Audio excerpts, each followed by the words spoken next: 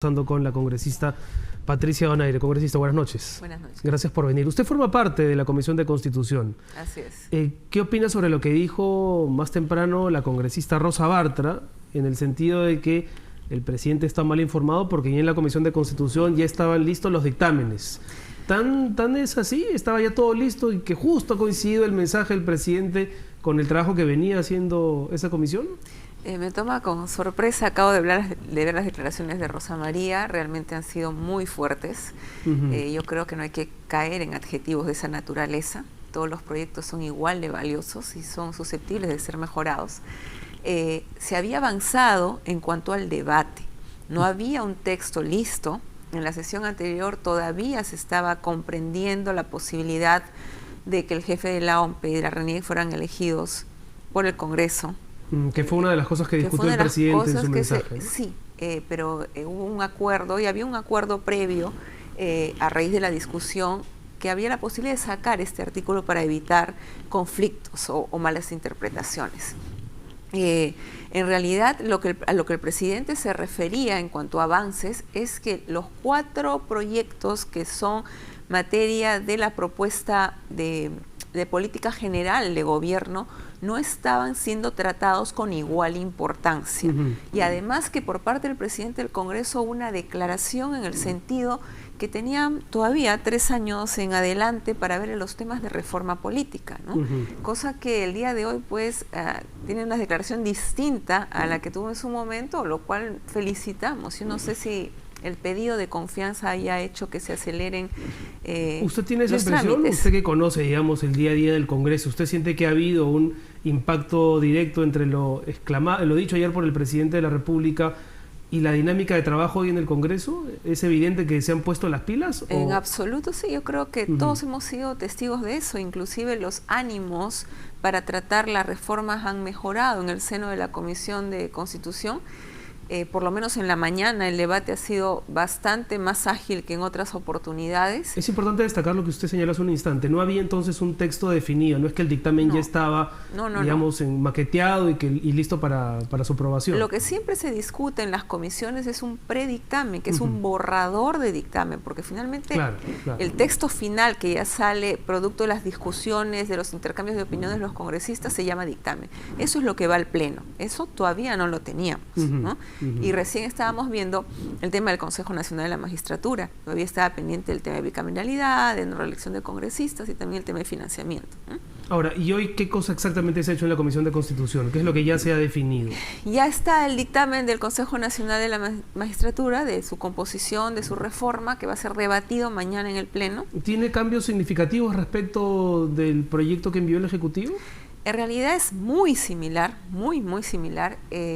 Se eligen a los consejeros por un concurso público de méritos, por una terna compuesta pues y presidida por el defensor del pueblo, ¿no? También por el presidente del Poder Judicial, por el Contralor General de la República, y se eligen a personas que tengan una trayectoria importante en la profesión de abogado y que también tengan que hayan sido catedráticos en la Facultad de Derecho con 15 años de experiencia en la cátedra, entonces, y de reconocida solvencia moral. Con lo cual creo que hemos avanzado bastante. En el Pleno quizás mañana hay algunos aportes adicionales que se escucharán, y también lo rescatable es que la Comisión de Justicia, como segunda comisión dictaminadora, también logró aprobar el dictamen el día de hoy. Ahora, ayer todos nos fuimos a dormir con la sensación de que el Congreso iba a ser, en otros términos distintos, muy distintos de lo ocurrido en el 92, pero iba a ser disuelto, ¿no? Fue la sensación, creo que cundió en la población. No sé si usted se fue a dormir pensando lo mismo. Para nada. Quedaba esa sensación de que el presidente estaba invocando un recurso constitucional para, si el Congreso no le daba la confianza, disolver el Parlamento. Lo que sucede es que la mayoría parlamentaria en su momento siempre vino anunciando el tema de la posibilidad que el presidente disuelva el Congreso, que el presidente nos está arrinconando, nos quiere disolver, es una medida golpista, y lo que no se estaba contando a la población es que el presidente no tiene de por sí, de facto, esa posibilidad de disolver el Congreso, si es que el Congreso en votación no le niega la confianza. Entonces estaba en manos del Congreso el disolverse o no, y era obvio que con una mayoría como la que tienen, no iban a aprobar nunca la negación de confianza para disolverse a sí mismos. O sea, este miércoles usted está segura de que no se le va a negar la confianza al gabinete. La votación puede ser este miércoles, como puede ser días después. Yo espero que sea este miércoles de una vez. Y yo estoy absolutamente seguro que no, que se van a comprometer con los dos ejes de la política general de gobierno que se están planteando. ¿Y porque en realidad está comprometida la mayoría parlamentaria con los cambios o porque no quieren perder su trabajo y hacer que esta coalición que ya ha tomado ribetes de extremo todavía sea más aguda? No creo que nadie en su sano juicio va a ser capaz de oponerse a medidas que sean parte del paquete de la lucha contra la corrupción y también de la reforma de las instituciones políticas del Estado, ¿no? Entonces, yo creo que por ese lado va. Más allá de las discrepancias que puedan ver en cuanto a algunos planteamientos concretos de los proyectos de reforma que pueden ser discutidos, como se han discutido ahora en la tarde, el tema de la bicameralidad, y sobre todo lo que nos interesa es que de repente, producto de esta cuestión de confianza que plantea el Ejecutivo, finalmente se apruebe por el Pleno del Congreso un compromiso mediante un cronograma para que esto pase a ser parte de la consulta popular en la segunda vuelta de las elecciones regionales. En realidad el mensaje del presidente va por ahí. Hay que apurar, no porque yo quiero que ustedes saquen cualquier cosa, sino porque necesito que estas reformas sean consultadas a la población conjuntamente con las elecciones. Pero cuando el presidente dice en reiteradas ocasiones no me van a doblegar, es porque él siente que hay una fuerza que viene desde el legislativo que pretende tirarse abajo la reforma. En el sentido de que no le van a vencer, va a seguir persistiendo en su afán de hacer las reformas políticas que las ha planteado desde julio. Entonces, ese es el mensaje del presidente y yo creo que está logrando su ¿Usted está de objetivo? acuerdo con la presentación de la cuestión de confianza? Más allá de si está jurídicamente sustentada, porque es lo que hemos escuchado de parte de diferentes especialistas y con pensamiento no necesariamente homogéneo. Yo escuchaba al doctor García Toma, a Samuel Abad, a Raúl Ferrero Costa, y la mayoría sinceramente se referían a las palabras del presidente como una reacción, pero sin sustento jurídico, es decir, que estaba mal asesorado jurídicamente. A ver, el mensaje del presidente fue estrictamente político y en términos de que la población pudiera entender. Entonces, cuando él presenta su mensaje, le dice, sí, yo voy a plantear una cuestión de confianza sobre los proyectos que son materia de las políticas generales del gobierno. Pero cuando se publica el decreto supremo el día de hoy, que es la parte formal, que es la que realmente se presenta ante el Congreso de la República, se especifica claramente que la cuestión de confianza es sobre las políticas generales de gobierno, sobre lo que sí es totalmente procedente, ¿no?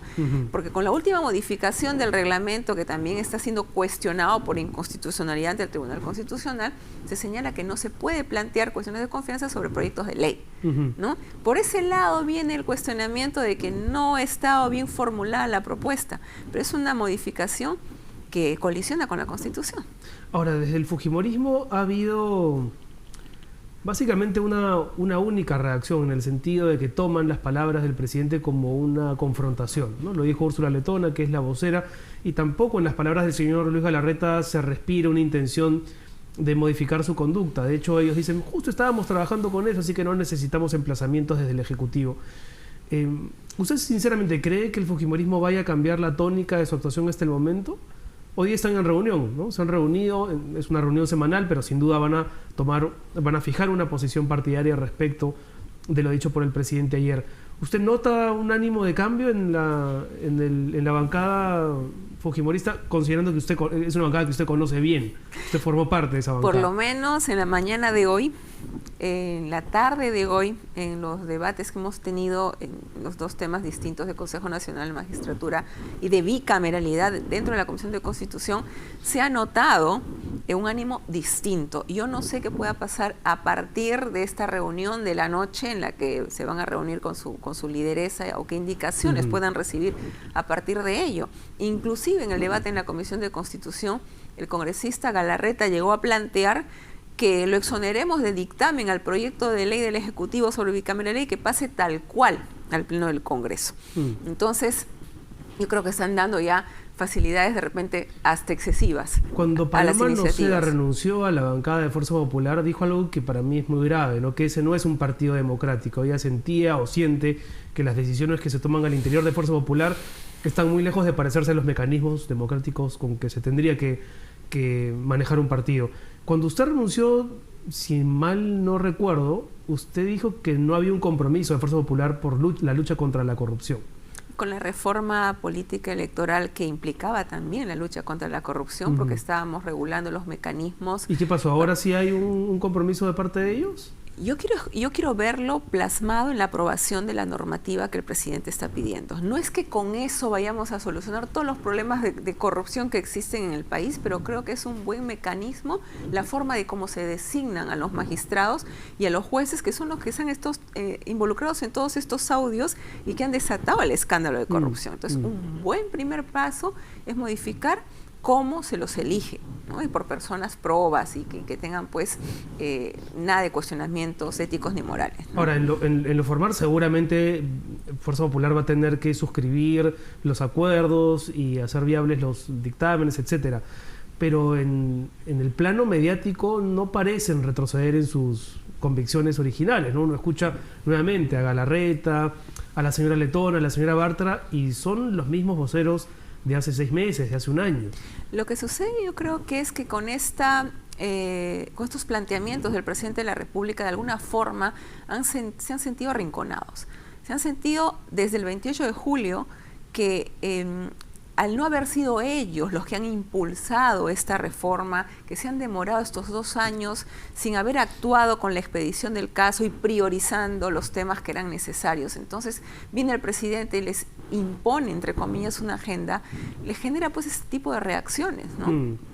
Producto de la frustración, justamente. Ahora, ¿no ha debido el presidente, no digo ayer en el mensaje, pero quizá en otro momento, aclarar más al detalle este tema por el que también se le ha venido haciendo algunas objeciones y señalamientos en el sentido de haber admitido o tolerado la presencia del cuestionado señor Cabaza, José Luis Cabaza, si no me equivoco, Jorge Luis Cabaza, el ex operario de Montesinos en la OMPE, que fue el que se encargó de capacitar a los personeros durante la campaña de Kuczynski, donde tanto Vizcarra como Arauz tenían una participación protagónica. ¿No ha debido aclararse bien ese tema que tanto viene perjudicando al partido de gobierno, digamos? Yo creo que todos los temas que puedan generar dudas deben ser aclarados. Yo no tengo conocimiento más allá, no he participado en esa campaña electoral, y yo espero que los actores de la misma puedan dar las explicaciones del caso y evitar que se estén generando más especulaciones, ¿no? ¿Usted la dejan satisfecha? Yo creo que tienen que aclarar todo lo que sea necesario para evitar que haya el mínimo ápice de duda, ¿no? Creo que todo eso hay que desterrarlo. Bueno, ¿cuál es la agenda para esta semana entonces? Mañana hay una primera sesión extraordinaria. Así es. El miércoles se escucharán los argumentos del presidente del Consejo de Ministros, que es quien plantea la cuestión de confianza. Exactamente. Si no es el presidente, sino es el premier. El presidente solamente lo ha anunciado. El que lo plantea es el premier en su calidad de primer ministro, ¿no? Eso lo tenemos el miércoles. Mañana, además, tenemos sesión de la Comisión de Constitución, como todos los martes, en la mañana, para seguir con el debate de la bicameralidad. Y veremos hasta dónde avanzamos, ¿no? Porque la verdad que hay un ánimo de tratar de llegar hasta octubre ya con los dictámenes en los 4 proyectos que planteó el Ejecutivo. Respecto del debate de la bicameralidad, ¿cuáles son los puntos en los que falta ponerse de acuerdo? Porque si bien ha habido un debate interno sobre si les gusta a unos o no el formato de la doble cámara, creo que todo tiende a eso, ¿no? Habrá doble cámara. El acuerdo es por la bicameralidad. En eso ya estamos todos, digamos, convencidos de la necesidad de una segunda cámara. La próxima vez que votemos los peruanos para el Congreso, habrá doble cámara. Habrá doble cámara. Ahora, lo que falta determinar es el número de representantes que el Ejecutivo plantea que no se modifique el número de 130, simplemente hayan 100 diputados y 30 senadores. El mecanismo de designación, que en el caso del Ejecutivo está planteando pues 2 distritos electorales distintos, ¿no? Un macrodistrito para el caso de diputados, microdistritos para el caso de senadores. ¿Usted es a favor, por ejemplo, de que se mantenga el mismo número de congresistas, los 130? ¿No parece ahí respetarse mucho el sentido de lo representativo? Yo creo que ahí hay que debatirlo un poco y hacerle entender a la población la necesidad de un cambio en cuanto a la proporción y al número de congresistas, porque ahora creo que todos los especialistas han explicado por demás de la necesidad de que la población esté mejor representada. Hay muchos que ni siquiera conocen quién los representa en distritos dentro de la capital, ¿no? No saben ni quiénes son sus representantes en el Congreso. Entonces, hay necesidad de acercar ¿Qué más posición va ganando ahí en la Comisión de Constitución? Justamente hoy que empezó el debate, había la posición de incrementar el número, pero sin generar más gasto. No sé cómo se va a hacer ese ajuste o incorporar incluso una disposición transitoria en la Constitución que señale eso, ¿no? Si se aumenta el número de congresistas o de parlamentarios, ya llamémoslo así, sería posible solo sin que se incremente el presupuesto del Congreso. El otro tema tiene que ver con el que creo que ya ahí sí no hay mucho que discutir, es con el financiamiento de las campañas. ¿No? Y ahí entiendo que todas las partes que suelen discutir otros temas están más o menos de acuerdo. Yo creo que ahí no va a haber mucho problema en ponernos de acuerdo respecto a que tienen que penalizarse pues los aportes que provengan de fuentes ilícitas, ¿no? Que es uno de los temas puntuales que también se está planteando. El otro tema que nos va a generar dificultad, sí, va a ser el tema de la no reelección de congresistas, porque algunos están porque no se reelijan nunca, definitivamente, y otros porque haya la posibilidad de una reelección y no más. Vamos a ver cuál es la posición finalmente que gana. ¿Cuál es la suya? Yo creo que el argumento que se esboza en contra de la no reelección... La verdad que de las iniciativas presentadas por el presidente, esa me parece que es la más débil. Sí. Porque la reelección no tiene mayor incidencia en la composición de este Congreso ni de los anteriores. Bueno, definitivamente las estadísticas muestran eso, ¿no? Exacto.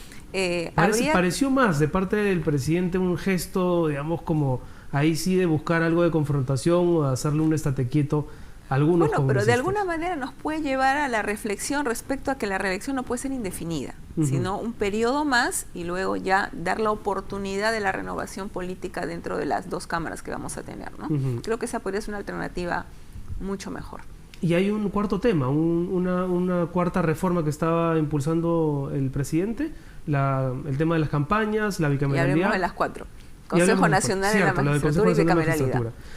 Bueno, entonces habrá que esperar que mañana haya la misma dinámica que hoy, ¿no? Esperemos que sí.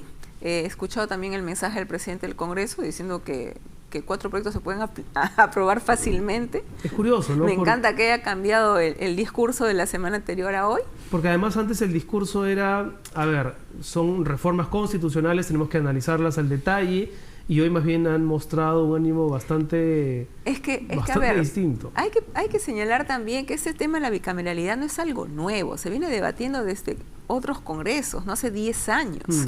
Entonces no podemos decir que recién vamos a empezar a analizar. Inclusive en el congreso anterior hubo un dictamen ya de la Comisión de Constitución que muy bien puede servir de base para el actual. ¿Le llamó la atención este video donde se aprecia a la congresista letona recibiendo una llamada? Las especulaciones ahí cubren, digamos, todas las posibilidades. Algunos creen que fue Keiko Fujimori, y luego anunciándoles a sus colegas de bancada que había que votar abstención. No, en absoluto, no. No me llama la atención porque normalmente es la forma de poder inducir la votación de un grupo parlamentario como el de ellos, que son bastante disciplinados, ¿no? O sea, lo que a nosotros nos genera sorpresa y cierto rechazo dentro del Congreso, ¿eso es como normal? Yo no sé si dentro del Congreso en general, para determinados grupos parlamentarios, quizás sí. Mientras usted perteneció a Fuerza Popular, ¿también se tomaban así las decisiones? Independientemente del criterio personal, ¿se votaba en bloque? Normalmente se votaba en bloque. Bueno, yo muchas veces no he votado dentro del bloque y creo que hay reflejo de mi voto en las actas del Congreso, ¿no? Pero normalmente sí se toman decisiones de cómo votar en una sesión de pleno, en una sesión de comisión, y si ese acuerdo no ha sido tomado dentro de la sesión de bancada, se dan las directivas a través de mensajes de texto o de llamadas, ¿no? Uno entiende que en una reunión formal del partido se discutan estos temas y se decida ahí una posición respecto de tal o cual votación. Pero llama profundamente la atención que en medio de un debate y con un telefonazo de por medio y nada más, Bueno, ahora de repente quizás no ha sido, justo ha coincidido el telefonazo con la manifestación, ¿no? Pero el tema de la abstención pues era en ese momento la solución para que en ese momento no se apruebe el dictamen, ¿no? ¿No habrá entonces disolución del Congreso? No, para pincharles el globo a los que esperaban que se cierre el Parlamento. No habrá, ¿no? Yo no creo que... De hecho, hoy el presidente se reunió con los portavoces. Imposible ¿no? porque, como repito, para que se disuelva tenemos que ser los propios parlamentarios los que neguemos la confianza al presidente del Consejo de Ministros. Y en este momento yo no creo que la mayoría esté dispuesta a negarse. Ahora, estamos hablando de un segundo, una segunda. Un segundo pedido de confianza. Contra toda interpretación, sí. Es un mismo... la crisis de septiembre del 2017, cuando fue el premier en ese momento Zavala, para defender la posición de la ministra de Educación Martens, ese es el primer capítulo. Así es. Y es el mismo gobierno. Hay quienes piensan que es otro gobierno. Es el gobierno de Peruanos por el Cambio. Había una sucesión presidencial producto de una renuncia. Así que estamos en el mismo escenario. Muy bien, bueno, esperemos que se siga trabajando con la misma celeridad de hoy. Muchas gracias, congresista, por venir. Gracias a ti. Vamos, sí, me pedían en producción hacerle la pregunta que yo le hice antes de empezar la conversación. ¿Es algo usted de Edwin Donaire? ¿Usted es de otra rama de los Donaire? ¿Son otros aires? ¿Cómo? Yo soy de la rama de los Donaires del Oriente. Y el congresista Edwin Donaire es de Ayacucho, ¿no? Por ahí, no hay relación necesariamente. No necesariamente. Ahora, fuera de eso, nos decimos tío y sobrina en el pleno, ¿no? ¿Y usted cree que su tío debería perder la inmunidad para irse a la cárcel? Yo creo que toda persona que haya cometido un delito, independientemente que sea pariente o no lo sea, tiene que cumplir con su responsabilidad. ¿Le queda claro que el congresista Donaire ha cometido un delito? Si el Poder Judicial ha determinado que así lo es, tendrá que cumplir su sanción. Bueno, esperemos que también en ese tema el Congreso actúe con celeridad. Gracias, congresista. Hacemos una pausa, regresamos con Rosana Fernández Maldonado aquí en el programa.